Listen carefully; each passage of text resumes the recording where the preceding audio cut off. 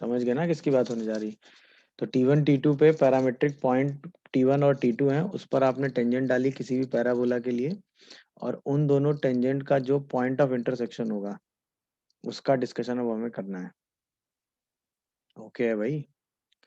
T1 T2 पे आपने tangent डाली है और उसका जो पॉइंट ऑफ इंटरसेक्शन होगा अब हमें उसका डिस्कशन करना है। सपोज ये वाला पॉइंट हो गया T1, ये वाला पॉइंट हो गया T2। तो टेंजेंट एट T1 क्या होगी बताओ?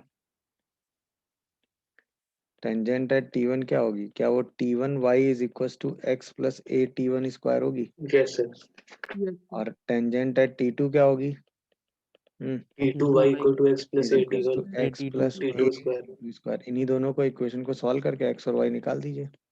बोलो। तो दोनों इक्वेशन को क्या करें, सब्ट्रैक्ट कर देते हैं। जैसे ही सब्ट्रैक्ट करोगे तो T1 minus T2 into y is equal to a T1 square minus T2 square आएगा। तो यहाँ से y की वैल्यू ए T1 प्लस T2 आएगी। Yes, sir. बोलो। y की वैल्यू किसी एक इक्वेशन में सब्स्टिट्यूट कर दो। तो T1 plus T2 equal to x plus a T1 square हो जाएगा। तो यहाँ से x की वैल्यू ए T1 T2 हो जाएगी। देख लो आराम से, कोई कंफ्यूजन आ रहा हो तो बताओ। इसीलिए T1 और T2 पे डाली गई टेंजेंट का जो पॉइंट ऑफ इंटरसेक्शन है वो आएगा ए T1 T2 कॉमा ए T1 प्लस T2। ये बात सबको दिख रही है कि नहीं बताओ? किस पैराबोला के लिए बोलो? Y square equal to 4x. Y square equal to 4x के लिए T1 T2 पे डाला गया पॉइंट ऑफ इंटरसेक्शन टेंजेंट। अब जरा Yes sir। ध्यान से ऑब्जर्व करना। T1 वाले पॉइंट को आप लिखोगे ए T1 square 2a T1। Yes T2 वाले पॉइंट को आप लिखोगे ए T2 square comma 2a T2। अब ध्यान से देखना, ए T1 स्क्वायर और ए T2 स्क्वायर का ज्योमेट्रिक मीन क्या होगा? बोलो। ए T1 स्क्वायर और ए T2 स्क्वायर का ज्योमेट्रिक मीन क्या होगा? देखो। A T1 A T2. T1 T2। A T1 good. 2a T1 और 2a T2 का अर्थमेटिक मीन क्या होगा? A T1 plus A T2। Y2। इसका मतलब इसी चीज को अगर हम थोड़ा सा जनरलाइज करके बोलें, जो चीज अभी आपने लिखी ना, इसी को आप थोड़ा सा जनरलाइज करके बोलें कि ये एक पैराबोला है, ठीक है। इसकी आपने एक पॉइंट पर ये टेंजेंट डाली, एक पॉइंट पर ये टेंजेंट डाली, है कि नहीं? इसका पॉइंट मतलब ये एक पैराबोला था, f x y equal to 0 is a given parabola. हो गया कि नहीं? इस पर ये पॉइंट x1 y1 है और ये पॉइंट x2 y2 है। अब हमने कहा x1 y1 पे हमने टेंजेंट डाली x2 y2, दोनों का पॉइंट ऑफ इंटरसेक्शन क्या होगा बताओ? सर x में harmonic mean of x1 x2 geometric mean of x1 x2 होगा और और arithmetic arithmetic mean arithmetic mean of y1 y2। y1 y2। क्या ये बात आप लोगों को समझ में आ रही है कि नहीं बताओ? Yes, sir. मतलब अगर x1 y1 और x2 y2 पे आप टेंजेंट डालेंगे तो उसका जो पॉइंट ऑफ इंटरसेक्शन बनेगा वो ये होगा कि नहीं? बोलो। ये यस बात सर। कितने लोगों को समझ में आ गई? आ गई सर। सबको ये बात क्लियर हुई? दिखा कि नहीं ऐसा ही क्यों होगा? अच्छा, ये किसी भी पैराबोला के लिए होगा कि नहीं? अगर उसके लिए हमें दो पॉइंट पता है जिस पर हम टेंजेंट डाल रहे हैं तो उनका अर्थमेटिक मीन और ज्योमेट्रिक मीन निकाल लेंगे। ज्योमेट्रिक मीन एक्स कोऑर्डिनेट हो जाएगा, अर्थमेटिक मीन वाई कोऑर्डिनेट हो जाएगा। क्या कहते हो बोलो? यानी कि इसी को अगर हम और अच्छे से लिख दें, तो इसको हम और अच्छे से अगर लिखें तो हम ऐसे लिख सकते हैं ना कि ये वाला पॉइंट जो है रूट x1 x2 होगा और ये वाला पॉइंट y1 प्लस y2 होगा। क्या कहते हो? Yes sir. एक पॉइंट रूट x1 x2 होगा और एक पॉइंट y1 प्लस y2 हो जाएगा। बोलो भाई। और वैसे ही ए T1 T2 ए T1 प्लस T2 हो जाएंगे। देख लीजिए, कोई कंफ्यूजन आ रहा हो तो बताइए। क्या ये मेरी बात समझ में आ गई सबको? बोलो। कोई कंफ्यूजन किसी को आ रहा हो तो बताओ। डन है? Yes sir. Yes, sir. अब हम बात करने जा रहे हैं equation of chord of contact की। किसकी बात करने जा रहे हैं? Equation of chord of contact की। कॉर्ड ऑफ कॉन्टेक्ट समझते हो ना? Yes, sir. क्या होता है कॉर्ड ऑफ कॉन्टेक्ट? कोई भी पैराबोला आपको दिया होगा, उसके किसी पॉइंट से आप कितनी टेंजेंट डालेंगे? बोलो। 2। 2. और दोनों टेंजेंट के जो पॉइंट ऑफ कांटेक्ट होंगे उसको ज्वाइन करके एक लाइन खींचेंगे। Chord of contact। उसी लाइन को ही हम क्या बोलेंगे? Chord of contact. Chord of contact. और अगर parabola f x y equal to 0 है तो कॉर्ड ऑफ कांटेक्ट क्या होती है? बोलो, याद दिलाओ, आपने लिखा है आउटर भी पॉइंट पे कोनिक p के लिए। Equal to 0। अगर हम इस पॉइंट को x1 y1 कह दें P, तो कॉर्ड ऑफ कांटेक्ट की इक्वेशन क्या होती है? याद आया है सबको कि नहीं, बताओ? यस सर, yes sir, ये T का एक्सप्रेशन किस पॉइंट पे लिखेंगे? p point. आउटर पॉइंट पे। समझ में आया कि नहीं? तो कॉर्ड ऑफ कांटेक्ट की इक्वेशन आप सीधा लिख सकते हैं, कैसे? T इक्वल टू 0 लगा के। समझ रहे हो कि नहीं? अच्छा, ये किसी भी कोनिक के लिए होता है कि नहीं, वैलिड बोलो? यस सर, कोई भी कोनिक हो, आप कॉर्ड ऑफ कांटेक्ट डायरेक्ट लिख देंगे। यानी कॉर्ड ऑफ कांटेक्ट मतलब, अच्छा अगर ऐसा हो कि एक पैराबोला को एक लाइन 2 पॉइंट पे कट कर रही हो और उन दोनों पॉइंट पे आपने टेंजेंट डाली और आपसे उस टेंजेंट का पॉइंट ऑफ इंटरसेक्शन पूछा जाए, तो आपसे क्या पूछा जाएगा? बोलो। मतलब अगर हमसे ये पूछा जाए कि आपसे कहा जाए फाइंड पॉइंट ऑफ इंटरसेक्शन, ध्यान दीजिएगा, हमसे पूछा जा रहा है point of intersection of tangents drawn at the point of intersection of line L equal to 0 and parabola fxy equal to 0। तो उसके लिए क्या करोगे? बोलो, बोलो भाई।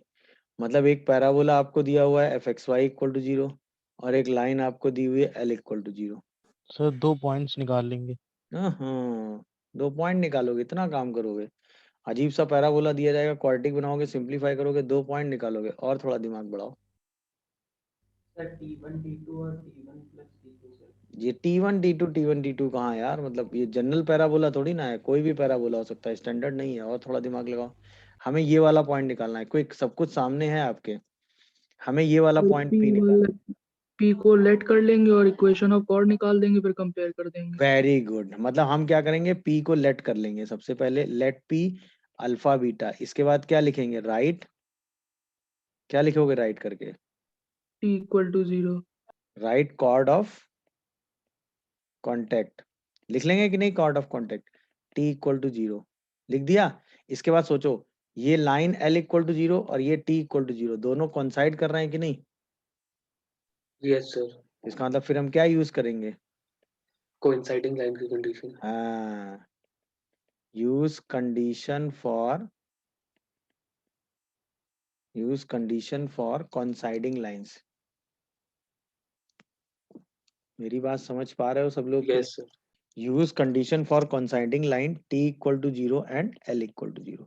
इनके लिए कंडीशन ऑफ कोइंसाइडिंग यूज करेंगे, सीधे सीधे 3 स्टेप में काम करेंगे, आपको पॉइंट मिल जाएगा। तरीका हर बार आप सॉल्व कर लोगे कि नहीं? बोलो। जहां वैसी सिचुएशन आएगी तहां भी वहीं पे आप ये काम करके सीधा क्वेश्चन सॉल्व करके अपना आंसर लिख दोगे। बोलो भाई, यहाँ तक ओके हो सब लोग? हाँ या ना? Yes sir, good. अब हम अगला जो अपना डिस्कशन करने जा रहे हैं, वो हम जा रहे हैं equation of tangent drawn from outer point to outer point x1 y1 to parabola। मतलब अब आउटर पॉइंट से हम टेंजेंट की इक्वेशन ड्रॉ करने जा रहे हैं, सही है ना? तो पहला, याद है आपको पेयर ऑफ टेंजेंट क्या होती है? बोलो। SS1 equation equal of, to 2 स्क्वायर। हाँ, equation of pair of tangent, तो वो तो हम आराम से लिख लेंगे। याद है उसका result? S1 equal to t square. S मतलब सीधी इक्वेशन, S1 मतलब, बोलो, S का 1 बाई मतलब हो 1 गया लिखने के बाद T वाली इक्वेशन। इक्वेशन, S1 का मतलब इसी इक्वेशन पे क्या लिख देंगे? पॉइंट। और T का मतलब वही T वाला एक्सप्रेशन लिख यस देंगे। सर, T वाले एक्सप्रेशन के लिए एक्स स्क्वायर को क्या लिखोगे? x1 x(1) y स्क्वायर को y y y, by 1 x की जगह x plus x plus x1 by 2 की जगह y plus y, plus y1 by 2 और x y की जगह x y x y1 plus y x1 by 2। लिख के T का एक्सप्रेशन लिख देंगे। वो सारी चीजें उठा के यहाँ रख देंगे और equation of pair of tangent आ जाएगी। बट ये तो बहुत थोड़ा सा कॉम्प्लिकेटेड होगा, बट आप निकाल लोगे। अब मान लो हमें सेपरेट टेंजेंट निकालनी हो, तो पेयर ऑफ टेंजेंट की तो बात खत्म हो गई, वो हम आराम से निकाल लेंगे। बोलिए भाई। अच्छा ये तो सभी लोग चेक कर लोगे ना, ये तो सभी आउटर पॉइंट है, तो एफ x1 y1 जो होगा वो हमेशा पॉजिटिव होगा। Yes sir. क्यों? पॉइंट आउटसाइड है। हाँ, तो ये तो हो गई। अब बात करते हैं separate pair of separate tangent की, सेपरेट इक्वेशन ऑफ टेंजेंट। अब देखिए यहाँ पर वही दो काम होंगे, या तो आपका पैराबोला स्टैंडर्ड होगा या आपका पैराबोला स्टैंडर्ड नहीं होगा। कोई पैराबोला स्टैंडर्ड कब होगा? xy equal to 0. If xy का coefficient 0। Standard equation of parabola given, अगर आपकी standard equation of parabola given है, तब आप तरीका क्या लगाओगे? नॉन स्टैंडर्ड वाला तरीका भी इसमें लग सकता है, बट उसमें थोड़ा कैलकुलेशन ज्यादा हो जाता है, इसलिए उसको अवॉइड करते हैं। अब अगर standard equation of the parabola दिया होगा, तो क्या हम उस पैराबोला के लिए एम स्लोप टेंजेंट लिख लेंगे? Yes sir. राइट। सबसे पहला काम क्या करोगे? एम स्लोप टेंजेंट लिख लेंगे कि नहीं सब लोग, बताओ। फिर उसको पास करा देंगे कहां से? बोलो। x1 y1 से। सबसे पहले एम स्लोप टेंजेंट लिखोगे, लिख लेंगे सब लोग कि नहीं, बताओ। Yes sir. और उसको कहां से पास करा देंगे? x1 y1. x1 y1 से। जैसे ही पास कराओगे तो आपको एक क्वाड्रेटिक मिलेगी कि नहीं? Yes sir. याद आ रहा है कि नहीं? Yes sir. एम में वहां से इसके कितने रूट आएंगे? 2, m1 और m2। अब हम लिखेंगे इक्वेशन, तो y minus y1 upon x minus x1, एक m1 लिख देंगे और एक m2। यही हमारी separate equation of the tangent हो जाएगी। हर बार आपको यही काम करना। अब बताओ, हर स्टैंडर्ड पैराबोला के लिए आप एम स्लोप टेंजेंट लिख सकते हो कि नहीं? Yes sir. भाई बहुत ज्यादा उसमें क्या होगा? y माइनस बीटा का whole square equal to 4ax minus alpha Yes sir. वाली फॉर्म तो बनेगी। तो उसके लिए भी तो हम इसको कैपिटल Y कैपिटल X मान के एम स्लोप टेंजेंट लिख देंगे कि नहीं? उसको x1 y1 से पास जैसे ही कराएंगे तो m में एक क्वाड्रेटिक आएगी, उस क्वाड्रेटिक के रूट m1 m2 निकालेंगे, हाँ या ना? और Yes sir. उसी m1 m2 की वैल्यू को यहाँ रखकर हम स्टैंडर्ड इक्वेशन ऑफ टेंजेंट निकाल दिया करेंगे। ये बात आप में से कितने लोगों को समझ में आ रही है? गई sir. समझ गए सर। समझ गए ना? अब मान लो आपको एंगल बिटवीन द टेंजेंट निकालना हो, बोलो। अब यहीं पे अगर मैं कह दूं angle between tangent, Mod of m1 minus n2 upon 1 plus m1 तो n2. यहाँ पे सीधा एक का स्लोप m1 एक का स्लोप m2, तो tan थीटा क्या होता है? m1 mod minus of m2। m1 minus m2। उसी को आप क्या लिखते हो?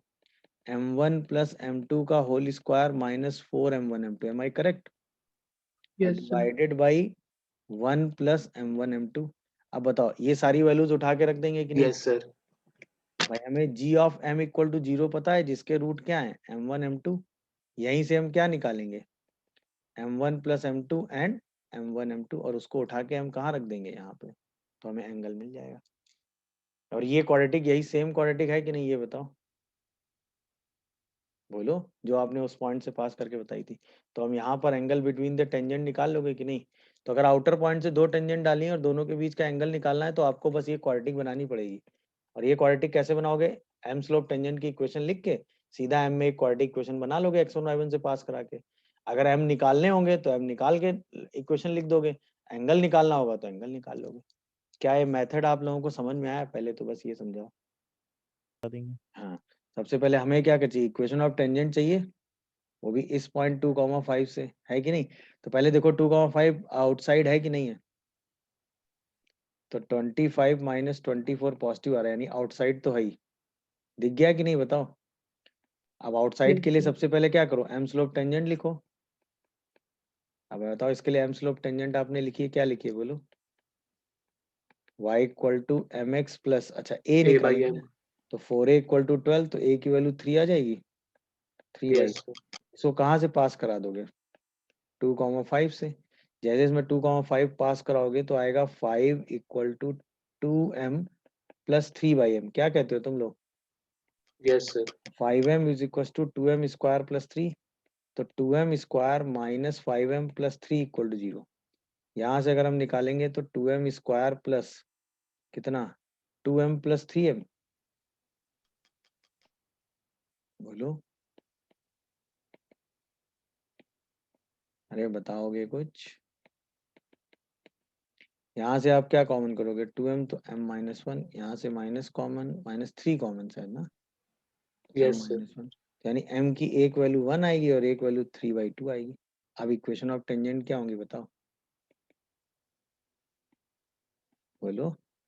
y minus 2 upon x minus 5 को 1 करके सॉल्व कर दो और y minus 2 upon x minus 5 को 3/2 करके सॉल्व कर दो। देख लो सब लोग, तो यहाँ से आंसर आएगा x minus y minus 3 equal 0, पहला आंसर देख लीजिए कैलकुलेशन। यहाँ से आएगा 3x माइनस 2y माइनस 15 और प्लस 4, देखो ये आंसर आ रहा है क्या, देखो यस सर। या ना। सबको समझ में आया कि नहीं, बोलो। किसी को कोई कंफ्यूजन आ रहा हो तो वो बताओ। क्या ये बात सबको समझ में आ रही है, बोलिए अरे हाँ सर या वो ना। आपने y-2 लिख दिया कहाँ पे, सर, पहली वाली में वो y-5 होगा। दोनों में उल्टा लिख दिया क्या। Yes sir. अरे हाँ यार, ये तो गड़बड़ हो जाएगा। ये एक्स और वाई मैंने उल्टे लिख दिए, सॉरी सॉरी सॉरी। एक्स और वाई मैंने दोनों उल्टे लिख दिए, सही करके लिखो जरा। तो आएगा y minus 5 upon x minus 2 equal to 1 और y minus 5 upon x minus 2 equal to 3/2। अब बताओ, तो ये आएगा x माइनस 5 प्लस 3, अभी ठीक है देखो। Yes sir. और दूसरा आएगा 3x माइनस 2y +4। प्लस 4, देखियो। क्या ये बात आप में से सब लोगों को समझ में आ रही है, बोलो अरे हाँ या ना। ये बात कितने लोगों को, सबको समझ में आ रही है कि नहीं, बताओ। अच्छा, अगर हमें यहीं पे पॉइंट ऑफ कांटेक्ट निकालना होता तो ये टेंजेंट का पॉइंट ऑफ कांटेक्ट कितने लोग निकाल सकते हैं, सब लोग निकाल लेंगे कि नहीं।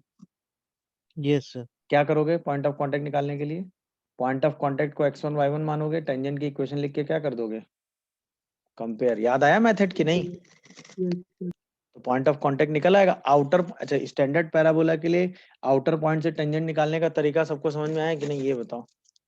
इसमें कोई कंफ्यूजन आ रहा हो तो बोलो। नहीं, कंफ्यूजन का स्कोप नहीं होना चाहिए। अब बताओ पॉइंट ऑफ कांटेक्ट कैसे निकालोगे। मान लेंगे कि भाई x1 y1 point of contact है, यही तो करेंगे। मतलब ये एक यस सर। जनरल मेथड है, आप कुछ भी दिमाग भूल गए या कुछ भी आपको फॉर्मूला नहीं याद आ रहा, सीधा तो टेंजेंट की इक्वेशन क्या होगी, t इक्वल टू 0, वो क्या हो जाएगा y1 equal to 6 x x plus plus x1। x1। इसका मतलब y1 माइनस 6x और साथ में 6x1 इक्वल टू 0 होगा, और ये यस क्या सर। दिया हुआ है 3x minus 2y plus 4 equal to 0। दोनों को क्या कर दो, कंपेयर। कंपेयर। क्यों कंपेयर करेंगे, कोइंसाइड करेंगी। समझ रहे हैं सब लोग कि नहीं। तो इसका यस मतलब सर। 6/3 इक्वल टू कितना, y1/2 इक्वल टू 6x1/4। तो यहाँ से अब बताओ y1 कितना आ गया, बोलो। 4। और x1 कितना आ गया, 4/3। 4/3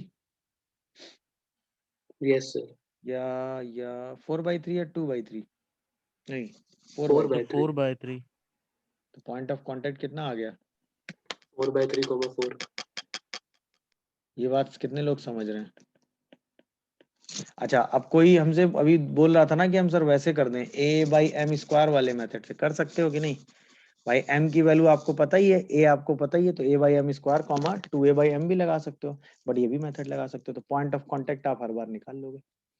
ये तो मैंने एडिशनल आप स्क्वायर इक्वल टू 2x के लिए तो लिख ही लोगे, सीधा t इक्वल टू 0 लगा दो, तो y1 is equal to x plus x1। तो आंसर क्या आ गया, x 4y minus = x 4y + 2। Plus 3 equal to 0, यही आ रहा होगा देखो। Yes sir. कोई यस सर। कंफ्यूजन इसमें किसी को, दो एक लाइन का सवाल था ये तो। हाँ, अगला देखो, prove that the locus of point of intersection of tangent y² equal to 4x which makes an angle alpha is this. Question आराम से पढ़िए, क्वेश्चन समझे कि नहीं पहले तो ये बताओ। सर tan अल्फा दिया हुआ है।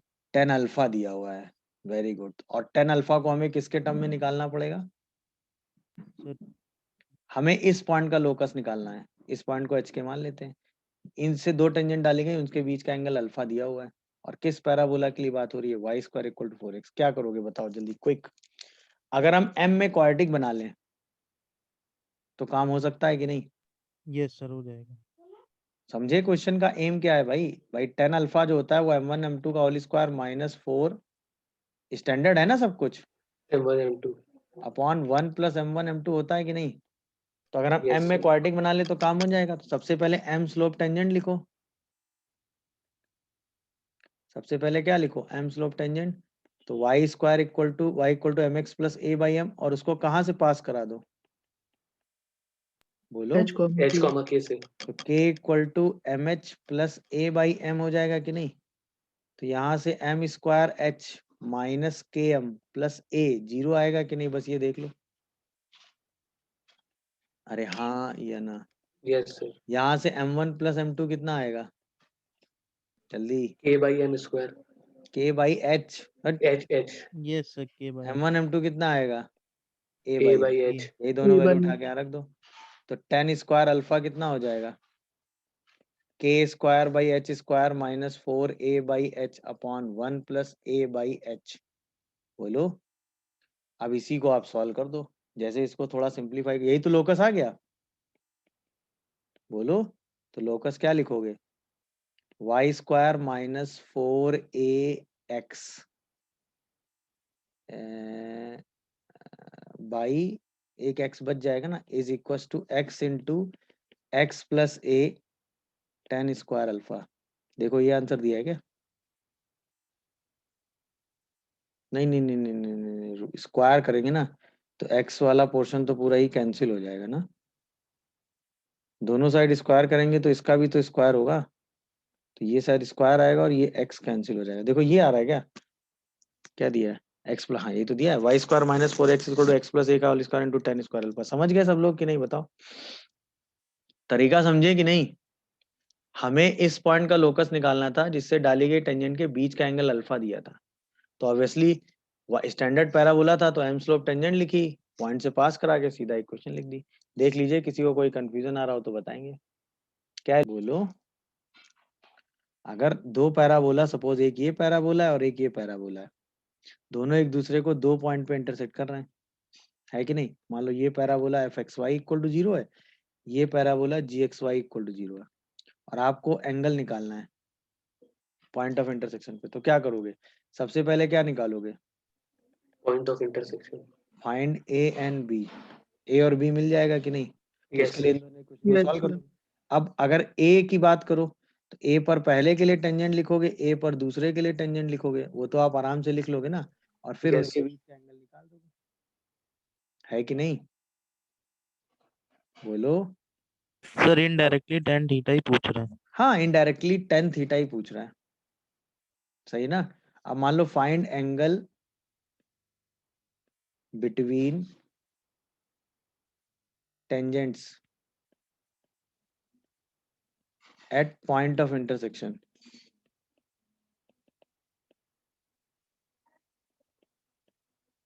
तो क्या करोगे बताओ? सीधा क्या लिखोगे? दोनों टेंजेंट का इक्वेशन लिख के दोनों का स्लोप लिख लोगे कि नहीं? ये बता दो मुद्दे की बात। Yes, sir. भाई दोनों Yes. के लिए t इक्वल टू जीरो लिख लेंगे हम। अरे हाँ या ना? दोनों का स्लोप मिल जाएगा, सीधा टेन थीटा का फॉर्मूला लगा देंगे, वही m1 minus m2 upon 1 plus m1 m2। क्या ये कॉन्सेप्ट समझ रहे हो कि नहीं? बोलो। Yes, sir. तो बस हमें अब क्या काम इसमें करना रहेगा? पॉइंट ऑफ इंटरसेक्शन निकालने में जो मेहनत रहेगी वही करना रहेगा। अब आओ, एक पैराबोला आपको दिया है y square equal to 4x, एक पैराबोला दिया है x square equal to 4y, दोनों का पॉइंट ऑफ इंटरसेक्शन निकाल लोगे? 0,0 और 4,0 Zero, 4. 4,0. यहाँ से हम शायद y की वैल्यू उठा के रख देंगे ना, तो x की power 4 upon 16 equal to 4x। 4x. यहाँ से आएगा x cube minus 64 into x equal to zero. तो एक एक्स जीरो आएगा और एक एक्स 4। जब हम x को जीरो लेंगे तो y भी जीरो हो जाएगा, और 0. जब हम x को 4 लेंगे तो y भी 4. 4 आ जाए। तो पॉइंट ऑफ इंटरसेक्शन कितना आ गया? 4,4 और 0,0. 0, 0। तो पॉइंट ऑफ इंटरसेक्शन कितना आ गया? 0, 0 एंड 4, 4। अब आओ, a 0, 0 लो, तो उस पे टेंजेंट क्या लिखोगे? Tangents for y square equal to 4x, तो वो x इक्वल टू 0 होगा, बोलो। और tangent for x square equal to 4y लिखोगे तो y इक्वल टू 0 होगा। दोनों के बीच का एंगल कितना होगा? 90 डिग्री।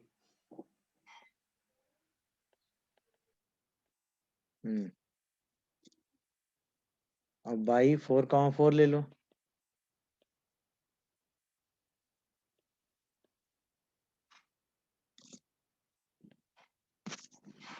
तो tangent for y square equal to 4x कितना होगा 4,4 पे? Quick, 4y 4y equal to 2x plus 4. 2x plus 8, Yes sir. तो स्लोप m1 कितना हो गया? जल्दी बताओ। स्लोप है हाफ, वेरी गुड। और tangent for x square equal to 4y कितना होगा? 4x is equal to 2x plus 8, तो m2 कितना हो जाएगा?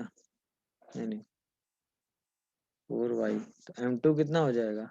2। 2 आएगा सर। और जरा Yes. एंगल बिटवीन टेंजेंट कितना आएगा?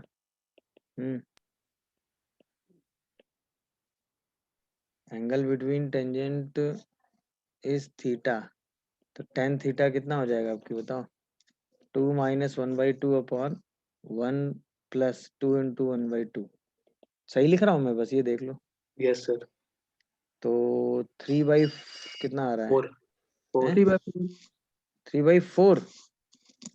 Yes sir. tan Yes, theta की sir. वैल्यू 3/4 आ जाएगी। एक तो 90 आ गया एंगल बिटवीन द टेंजेंट, और एक ये आ गया, यही तो पूछा गया था।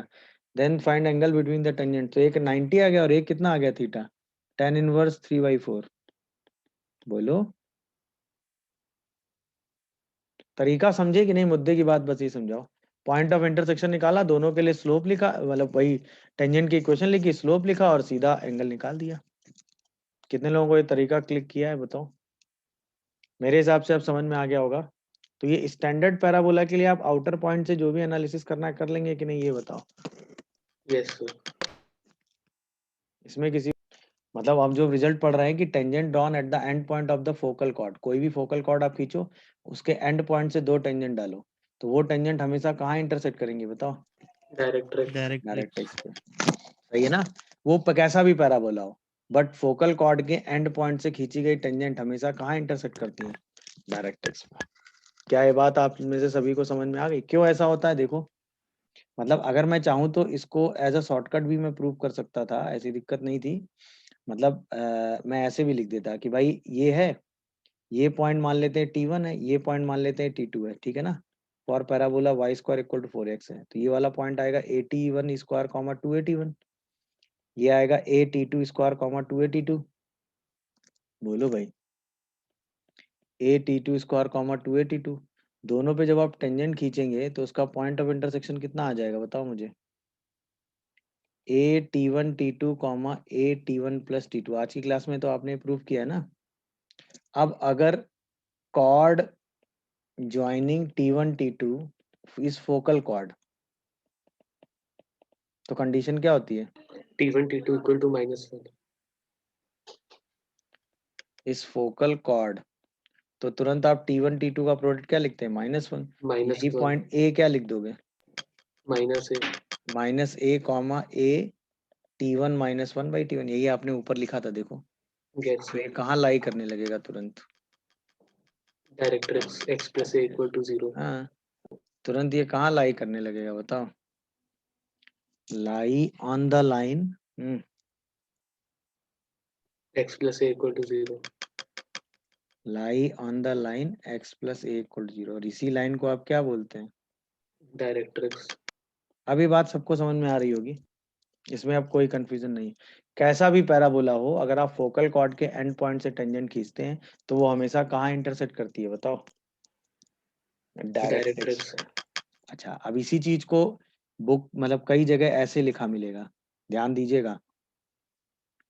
Locus of point of intersection of locus of point of intersection of tangents drawn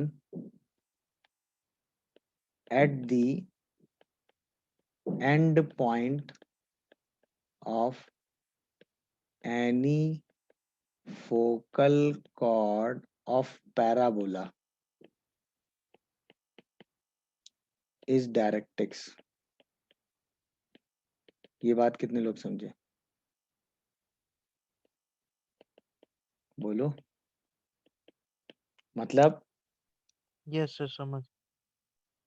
directrix के किसी भी फोकल कॉर्ड के एंड पॉइंट से अगर आप टेंजेंट डालोगे तो उन सारी टेंजेंट का जो पॉइंट ऑफ इंटरसेक्शन होगा वो हमेशा डायरेक्ट्रिक्स पे लाई करेगा। तो उन सारे पॉइंट ऑफ इंटरसेक्शन को ज्वाइन करने पे जो लाइन बनेगी वो क्या बनेगी? डायरेक्ट्रिक्स। डायरेक्ट्रिक्स। वही तो भाई, बात ही यही हो गई ना। यस सोच सर के अगर बात हो देखो आप, जाएगा। नहीं नहीं बात समझे मैं क्या बोला? भाई आपने क्या किया कि कोई भी दो टेंजेंट खींची जो कि फोकल कॉर्ड के एंड पॉइंट से खींच रहे हैं आप, है कि नहीं? अब ऐसी बहुत सारी फोकल कॉर्ड खींचेंगे तो हर बार उनका पॉइंट ऑफ इंटरसेक्शन कहाँ लाई करेगा बताओ? डायरेक्ट्रिक्स।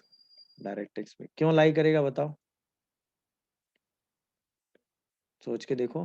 भाई अब मैं अगली टेंजेंट खींच दो यहाँ से और यहाँ से, बट वो फोकल कॉर्ड के एंड पॉइंट से होनी चाहिए।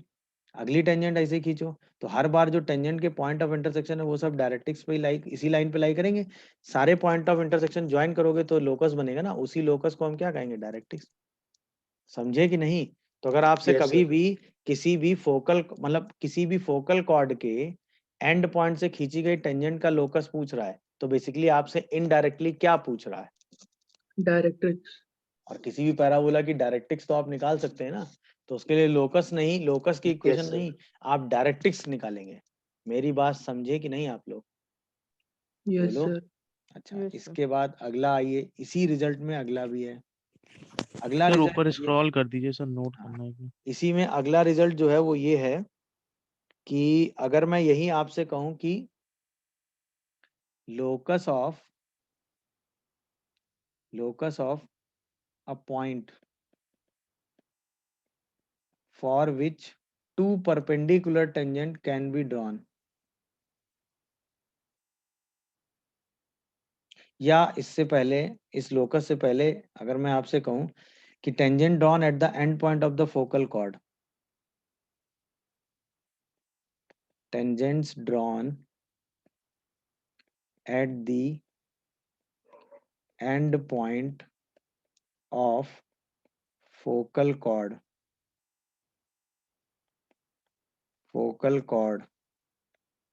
at the end point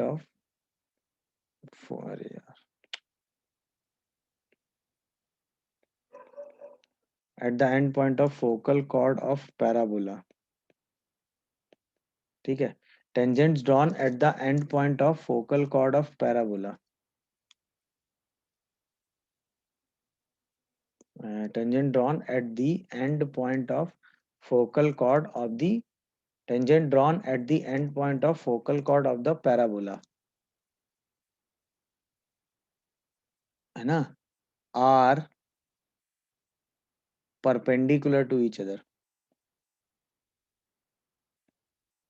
are perpendicular to each other।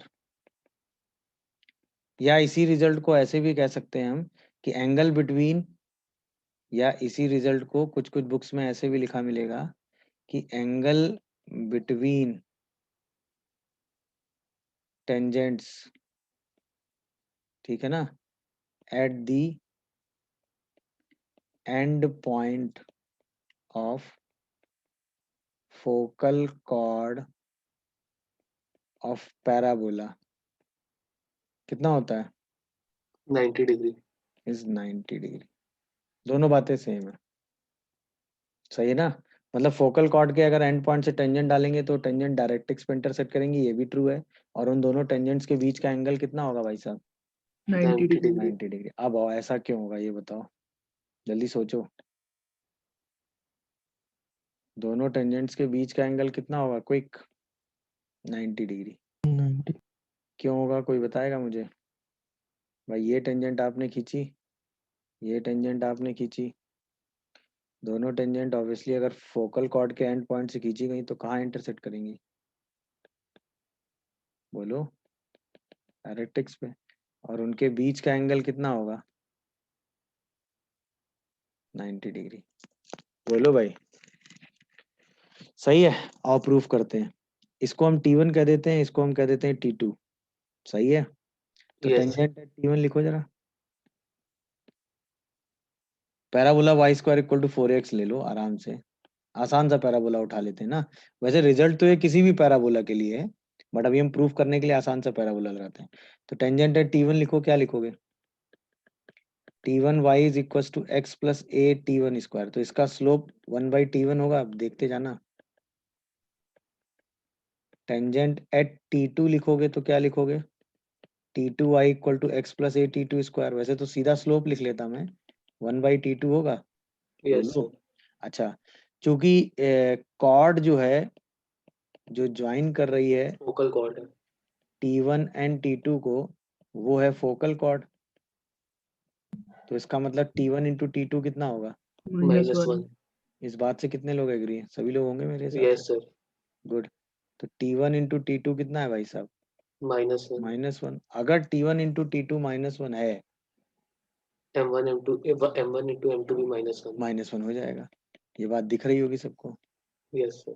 Yes, अब sir. देखो, M1 इंटू M2 कितना आ रहा है? 1/T1 T2, यानी वो भी -1 आ रहा है। इसका मतलब एंगल बिटवीन टेंजेंट कितना हो गया? 90 डिग्री। तो तुरंत एंगल बिटवीन टेंजेंट क्या हुआ?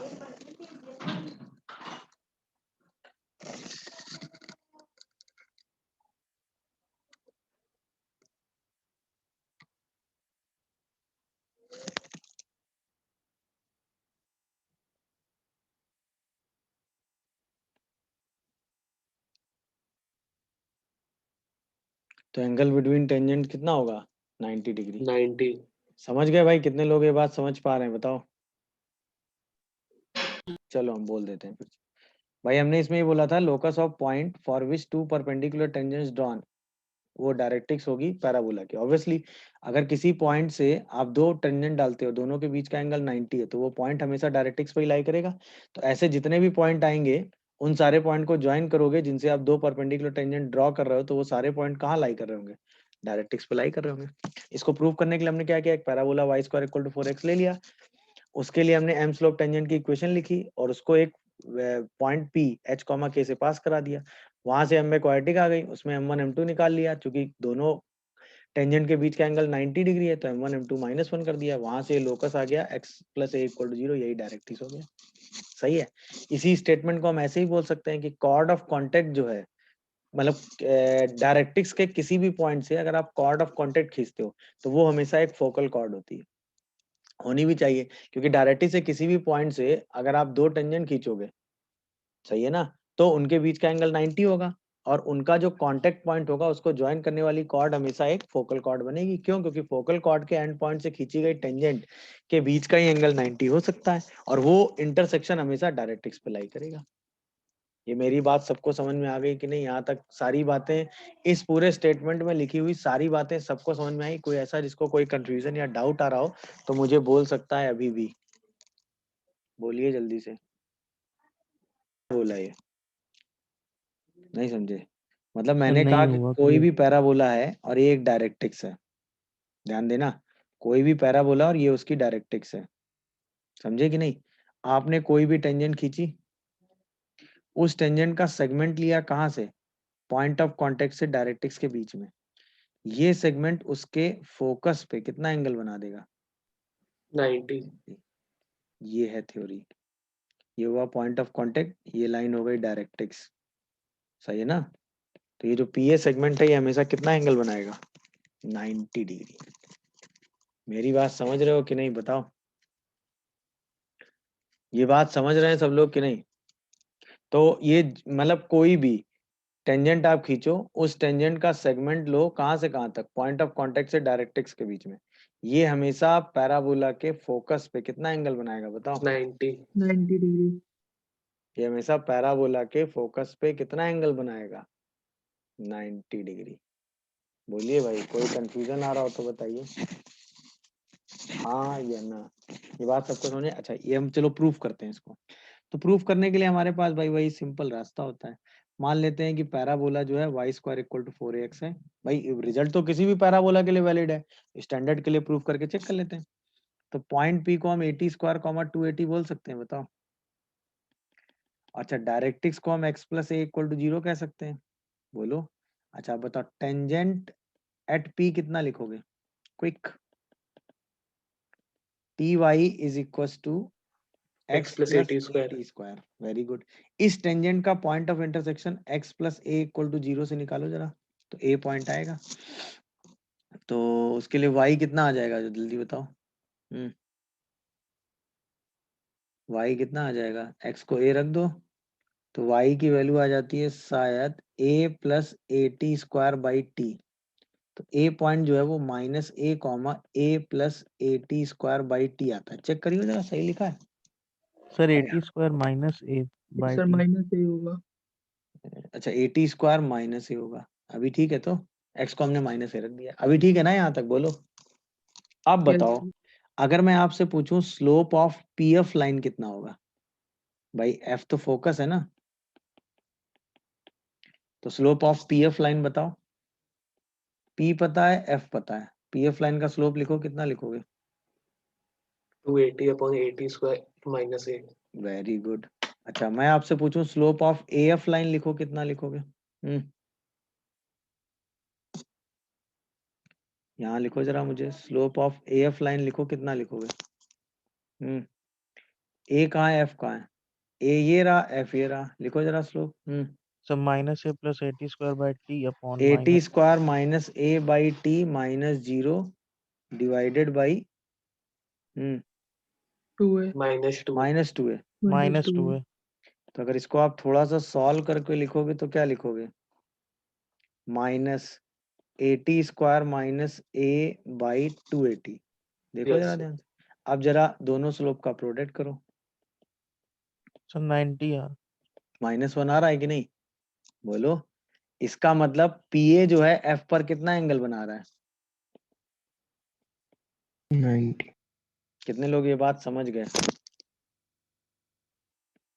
It means PA attain 90 degree angle at f, हाँ या ना, बोलो भाई। इसका मतलब पीए जो है वो 90 डिग्री एंगल अटेंड कर रहा है कि नहीं एफ पर। ये बात आप में से कितने लोग समझ रहे हो, बोलो। समझ गए. कोई कंफ्यूजन आ रहा हो तो वो बताओ, बोलिए भाई। किसी को कोई कंफ्यूजन या डाउट No, आ रहा sir. हो तो बोलो। तो कोई भी लाइन सेगमेंट आप खींचोगे तो हमेशा 90 एंगल बनाएगा कि नहीं, बोलो। Yes, sir. अब आओ, अब जो रिजल्ट हमने ऊपर पढ़ा, जो रिजल्ट यहाँ पढ़ा, दोनों को कंबाइन कर देते हैं। कंबाइन कैसे करते हैं, मतलब ये रिजल्ट किसी बुक का नहीं है, ये मतलब एक ऑब्जर्वेशन है जिससे रिलेटेड क्वेश्चन हैंडल होते हैं। सपोज ये डायरेक्ट्रिक्स है कि नहीं, ये एक फोकल कॉर्ड है, सही है। तो आपने अभी पढ़ा कि फोकल कॉर्ड के एंड पॉइंट से जब आप टेंजेंट ड्रॉ करेंगे तो हमेशा कहाँ इंटरसेक्ट करेगा, Directrix. डायरेक्ट्रिक्स। इस बात से कितने लोग एग्री करते हो। फोकल कॉर्ड के एंड पॉइंट से अगर आप टेंजेंट खींचोगे तो हमेशा कहाँ इंटरसेक्ट करेगा, Directrix. डायरेक्ट्रिक्स में।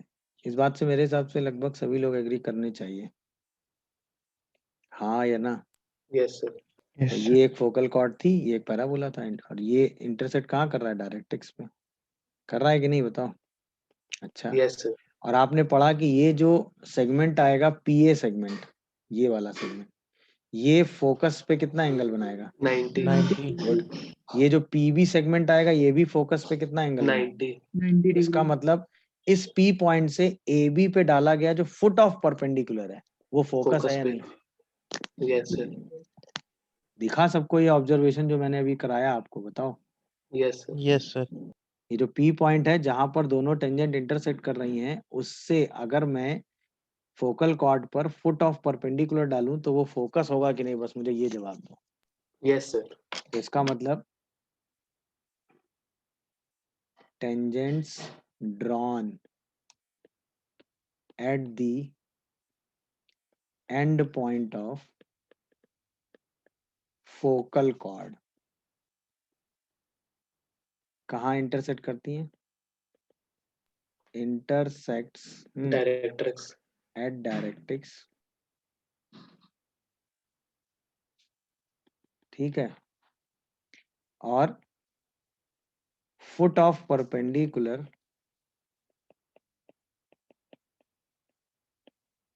कहाँ से, drawn from Point of intersection. point of intersection of tangents, point of intersection of tangent at end point of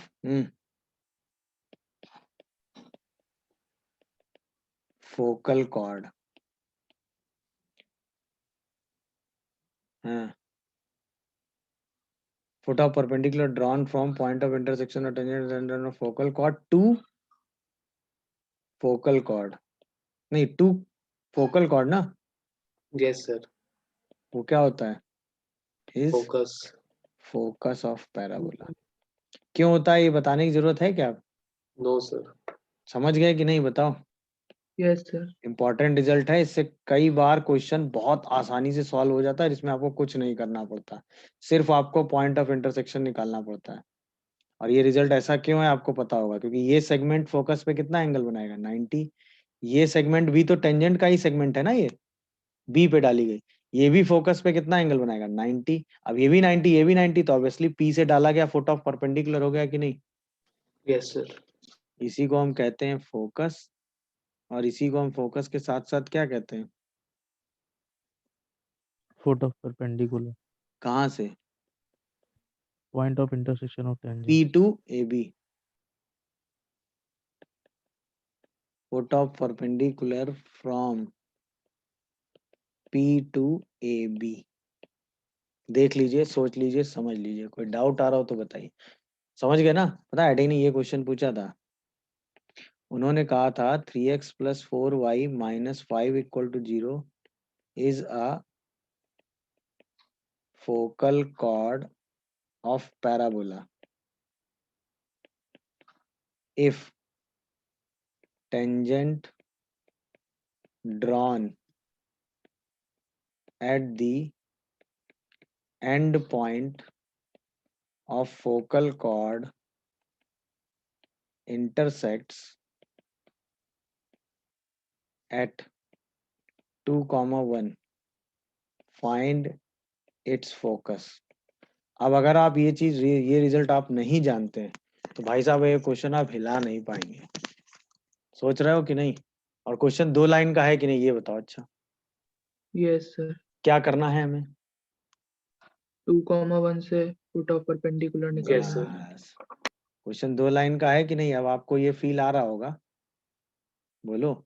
हमें सिर्फ एक काम करना था कि भाई ये इसकी फोकल कॉर्ड है, फोकल कॉर्ड के एंड पॉइंट से हम टेंजेंट खींच रहे हैं, है कि नहीं, और दोनों टेंजेंट कहाँ इंटरसेक्ट कर रही हैं जाके, सॉरी, फोकल कॉर्ड के एंड पॉइंट से आप टेंजेंट खींच रहे हैं, और वो टेंजेंट कहाँ इंटरसेक्ट कर रही हैं जाके, 2, 1. बस ये फोकल कॉर्ड है ए बी, और ये टेंजेंट 2, 1 पे इंटरसेक्ट कर रही हैं, ये फोकल कॉर्ड है 3x प्लस 4y - 5 = 0। अब सोचो यहां से डाला गया परपेंडिकुलर आपको बताना है, फुट ऑफ परपेंडिकुलर आपको बताना है, ये वाला F। सही है ना भाई, बोलो। तो बस यही तो F होगा। अब फुट ऑफ परपेंडिकुलर तो निकालना जानते हो ना, Yes, sir. बोलो। अल्फा -2/3 बीटा -1/4 ना, और -2 टाइम्स ऑफ 6 + 4 - 5/5। अरे बोलो Yes, क्या sir. आएगा, तो अल्फा By -2/3, 25 होगा। अच्छा a² + b²। Yes, sir. तो क्या आएगा बताओ, Alpha 7/5 आएगा। अल्फा 7/5 आएगा। देखो जरा सब लोग, ये शायद 5 कितना बचता है, -2/5, ये कितना बच रहा है, -2/5 क्या, सर -2 नहीं होगा, वो 2 तो मिरर इमेज में लेते हैं। वो इमेज के Yes, लिए sir. होता है। गुड, चलो, तो ये -1/5 आएगा अभी, ठीक है। Yes, sir. और ऐसे ही बीटा माइनस 1/5 कितना आएगा, बताओ जल्दी से, बीटा माइनस 1/5 कितना आएगा?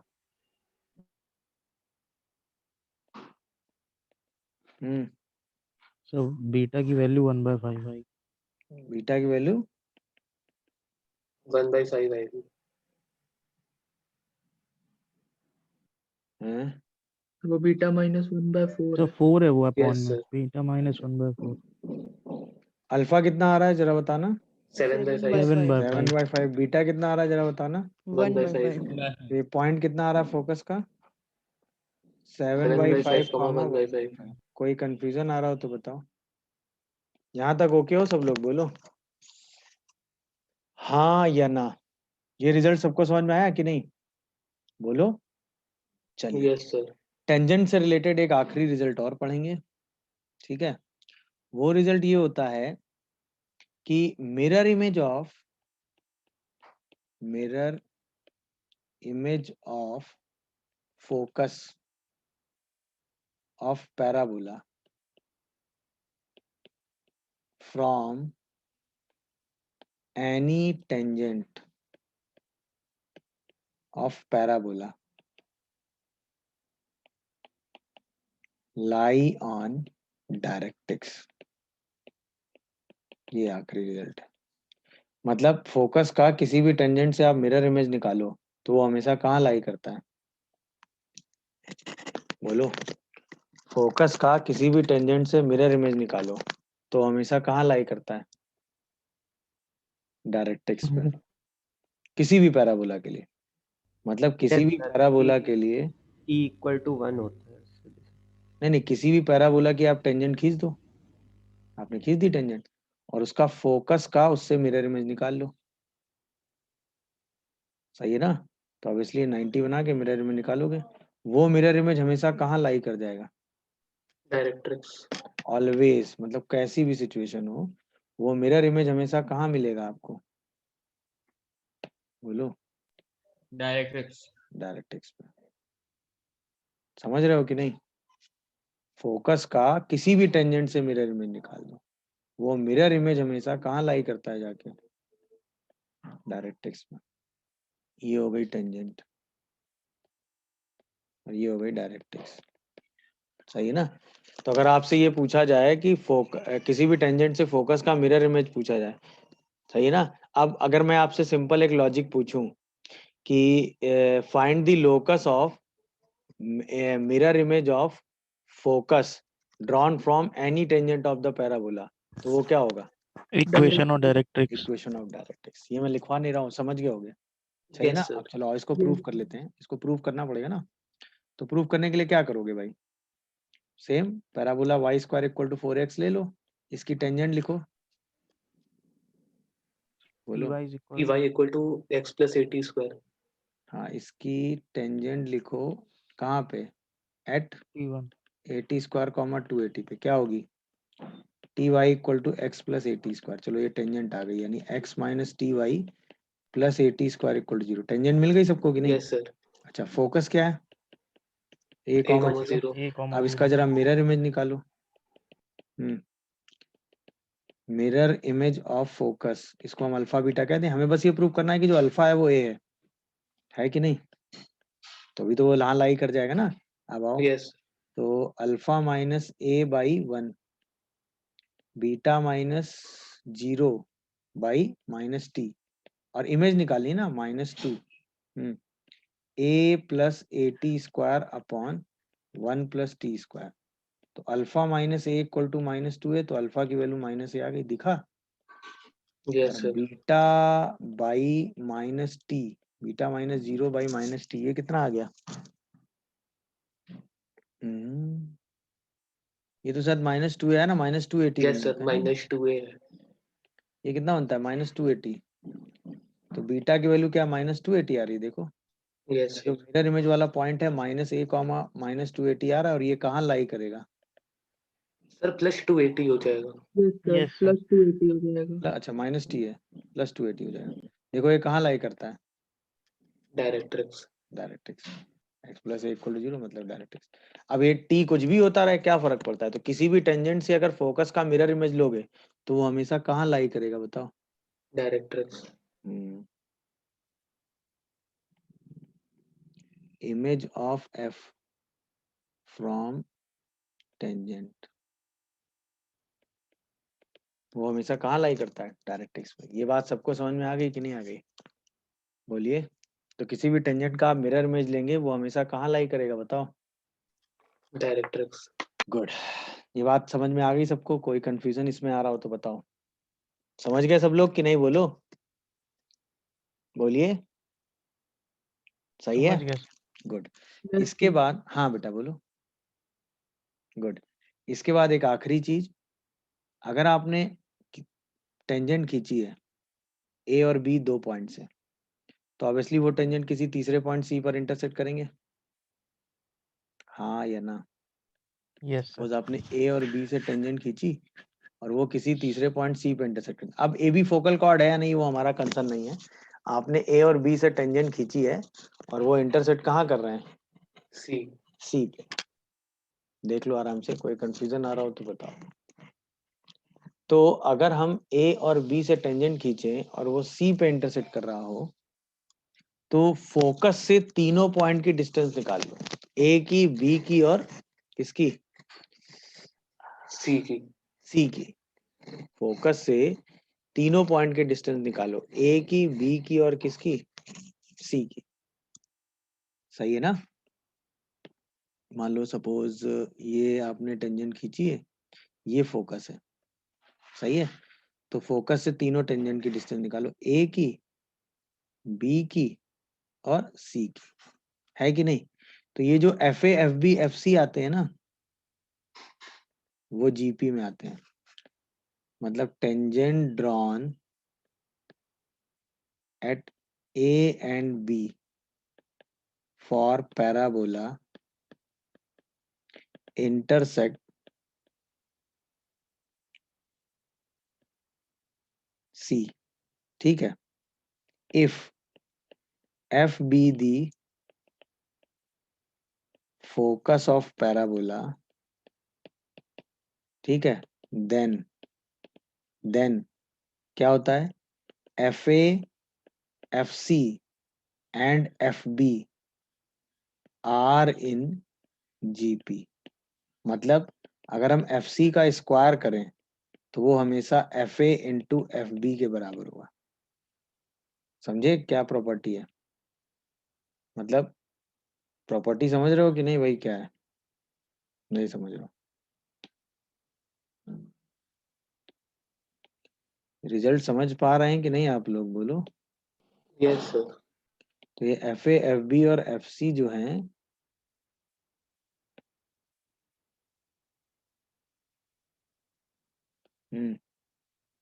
मतलब ए और बी पे आपने टेंजेंट खींची, वो टेंजेंट सी पे इंटरसेक्ट कर रही हैं, और एफ फोकस है, तो f a, f b, f c 3 segment बन गए ना। तो ये जो एफ ए, एफ बी और एफ सी है, मतलब एफ ए, एफ सी और एफ बी सीक्वेंस में लेना, ये हमेशा किस में आएंगे, जीपी में। मतलब ए और बी से डिस्टेंस का अगर प्रोडक्ट करोगे तो हमेशा सी से डिस्टेंस के प्रोडक्ट का स्क्वायर आता है। एक्चुअल में ये रिजल्ट आता है, इस रिजल्ट से ये एनालिसिस किया गया। समझ रहे हो कि नहीं, बोलो। अच्छा आओ इसको प्रूफ करें। देखो प्रूफ करने के लिए आसान काम करते हैं। मान लो हम यहाँ पे टेंजेंट लेते हैं, ये पॉइंट मान लेते हैं 0 0, एक पॉइंट पैरामीट्रिक मान लेते हैं 80 स्क्वायर कॉमा 280, उस पर टेंजेंट खींच देते हैं। बोलो, फोकस को एफ ले लेते हैं a कॉमा 0, ये सब Y square equal to 4x के लिए कर रहे हैं। तो टेंजेंट एट 0 पे क्या होगा, टेंजेंट एट ओरिजिन क्या होगा, बोलो, x इक्वल टू 0। अच्छा, टेंजेंट एट p क्या होगा, quick, sir t y equal to x plus at t square. Y equal to x plus at square, दोनों का पॉइंट ऑफ इंटरसेक्शन सी मान लो इसको, P और O, इसको कह दो मान लो A।